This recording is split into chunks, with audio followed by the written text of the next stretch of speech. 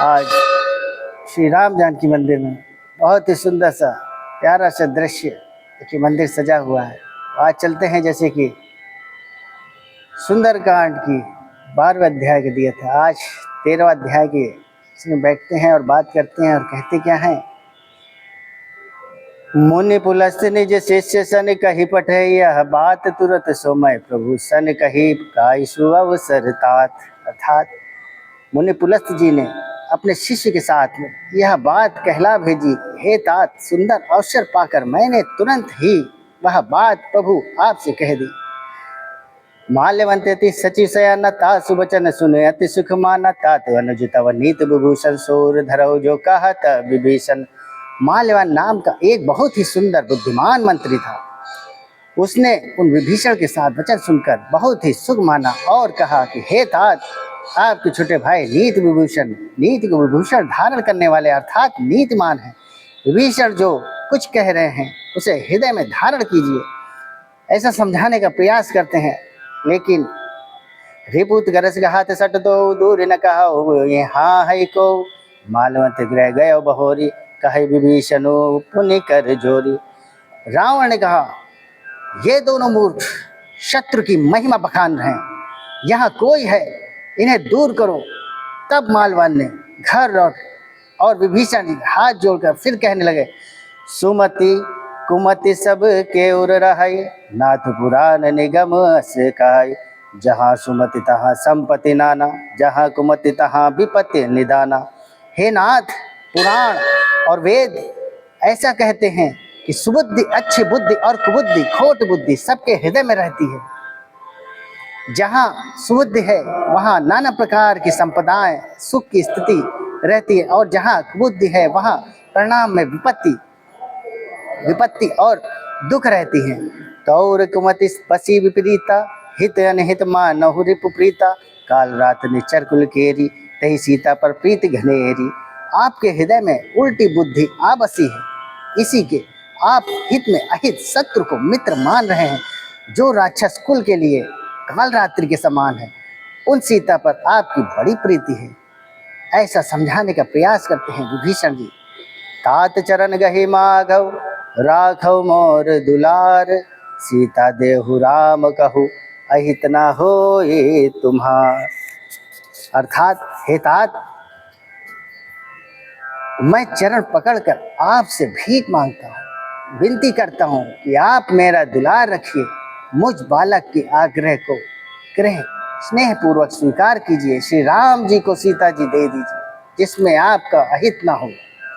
बुद्ध पुराण श्रुति सम्मत माने कही विभीषण नीत बखाने सुनत दशवंदन उठारे साई। कल तो ही निकटम रहत्यो अब आई। विभीषण पंडितों पुराणों और वेदों द्वारा सम्मत अनुमोदित वाणी से नीत बखान कर कही, पर उन्हें सुनते ही रावण क्रोधित हो उठा और बोला, हे दुष्ट, अब मृत्यु तेरे निकट आ गई। जैसी सदा सठ मोर जिया व रिप कर पक्ष मोड़ तो भावा। कहा से न खल अस को जग माही भुज बल जाहि जिता मैं नाही। अरे मूर्ख, तूने जीता तो है सदा मेरा जिलाया हो, अर्थात मेरे ही अन्न से पल रहा है, पर हे मूर्ख, पक्ष तूने शत्रु का ही अच्छा लगता है। अरे दुष्ट, अतः जगत में ऐसा कौन है जिसे मैंने अपनी भुजाओं से बल से ना जीता।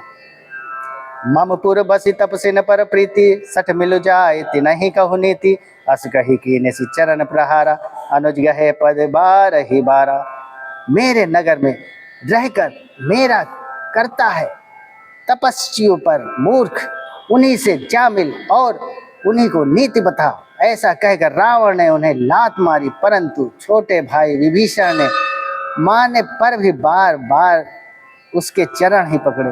विभीषण जी उमा संत कही यही बड़ाई मंद करत जो करई बलाई। तुम पितु सरी से भले ही मोहि मारा राम बजे हितनाथ तुम्हारा। शिव जी कहते हैं, हे उमा, संत की यही वाणी है, महिमा है कि वे बुराई करने पर भी बुराई करने वालों की भलाई ही करते हैं, ऐसा समझाते हैं।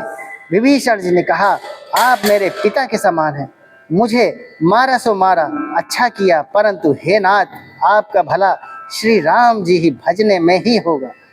सचिव संग लय नभ पद गयो, सब ही सुनाई कहत अस भयो।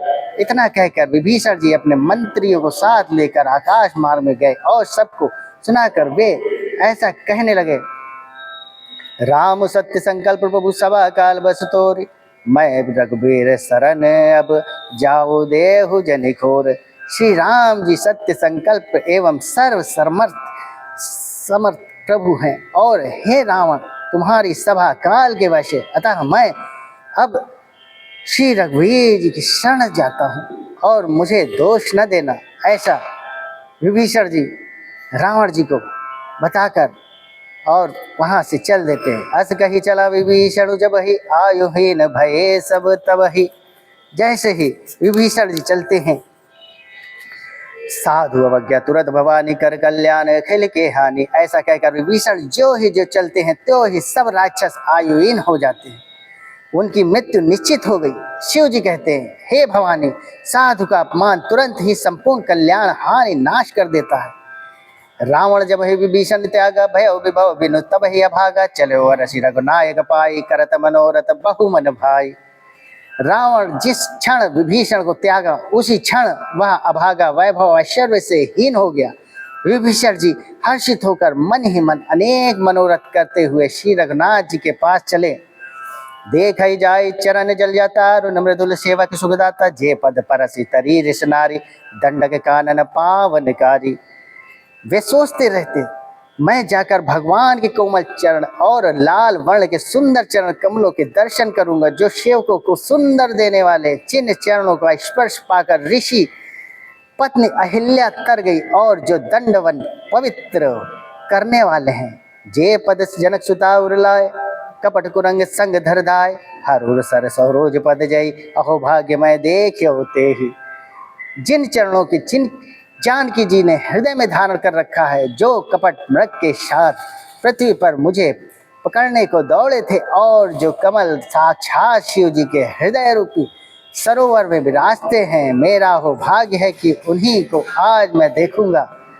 ऐसा विभीषण जी कहते हैं। जिन पायन के पात कनि भरत रहे मन लाई, ते पद आज बिलो कि हो इन नयननि अब जाए। जिन चरणों के पद को पादुकाओं को भरत जी ने अपना मन लगा रखा है, अतः आज मैं उन्हीं चरणों को अभी जाकर इन नेत्रों से देखूंगा। यही विधि करत सप्रेम विचारा, आयो सपद सिंधु वही पारा, कपिन विभीषण आवत देखा, जाना कौरप दीत विशेषा। इस प्रकार प्रेम सहित विचार करते हुए वे शीघ्र ही समुद्र के इस पार जिधर श्री रामचंद्र जी सेना आ गए, वानर को विभीषण को आते देखा तो उन्होंने जाना कि शत्रु का कोई खास दूत है। ताहि राग कपीस पहियाय, समाचार तब ही सुनाए, कहा सुग्रीव सुनहु रघुराय, आवा मिलन दसानन भाई। ऐसा कह के और विचार करते हैं कि किस प्रकार से उसका रावण जी का भाई आ रहे हैं, उन्हें पहरे पर ठहका कर उनको ठहराकर वे सुग्रीव के पास आए और उनको सब समाचार कह सुनाए। सुग्रीव ने राम जी के पास जाकर कहा, हे रघुनाथ जी सुनिए, रावण भाई आपसे मिलने के लिए आया है। कहा प्रभु सका बूझिए, कहा कपीस सुनहु नर नाहा, जाने न राय निशाचर माया, काम रूप के ही कारण आया। प्रभु श्री राम जी ने कहा, हे मित्र तुम क्या समझते हो, तुम्हारी क्या राय है। वानर राज सुग्रीव ने कहा, हे महाराज सुनिए, राक्षसों की माया जानी नहीं जाती, या इच्छा अनुसार रूप बदलने वाली छली न जाने किस प्रकार से आया है। भेद हमारे लेन पटवा द सीसा, भेद हमारे लेन सटयावा, राखिय बांध मोहि अस भावा, सका नीत तुम नीक विचारी, ममपन शरणागत बहारी। जान पड़ता है कि यह मूर्ख हमारा भेद लेने आया है। ऐसा कहते हैं सुग्रीव जी, इसलिए मुझे तो यही अच्छा लगता है कि इसे बांध रखा जाए। श्री राम जी ने कहा, हे मित्र तुमने नीत तो अच्छी विचारी, परंतु प्रेम प्राण तो है, शरणागत के भय को हर लेना। सुने सुग्रीव बचन हर से हनुमाना, शरणागत बच्छल भगवाना। प्रभु के वचन सुनकर हनुमान जी हर्षित हुए और मन ही मन कहने लगे कि भगवान कैसे शरणागत वत्सल शरण में आए हुए पर पिता की भांति प्रेम पूर्वक प्रेम करने वाले हैं, ऐसा कहते हैं श्री राम जी। और यहीं पर मैं अपनी वाणी को विराम दूंगा। और इस आई हुई पंक्ति को शिव व शिव यही कहा जा सकता है कि इस सुंदरकांड के माध्यम से कि भगवान की शरण में जो भी व्यक्ति आता है वो उनकी शरण में चले जाते हैं तो भगवान उनका सारे ग्रह क्लेश, चाहे जितनी भी जो भी हानि लाज दुख भैन, भगवान उनकी सब मनोकामना पूर्ण करते हैं। इसी आस्था और विश्वास के साथ में मैं अपनी वाणी को यहीं विराम देता हूँ और मिलते हैं अगले अध्याय में। तब तक के लिए जय श्री राम, जय जय श्री राम, जय श्री राम, जय जय श्री राम। और ये राम जानकी मंदिर है जहाँ पे इस पावन 13वें अध्याय का यहाँ पर श्लोक किए गए और बहुत ही सुंदर, हृदय में अच्छी सी प्रीति हुई। और आप सभी पर प्रभु राम की और हनुमान जी की सभी पर कृपा बनी रहे, इसी आस्था और विश्वास के साथ में यहीं पर अपनी वाणी को विराम देता हूँ। तब तक मिलते हैं। जय श्री राम, जय जय श्री राम, जय।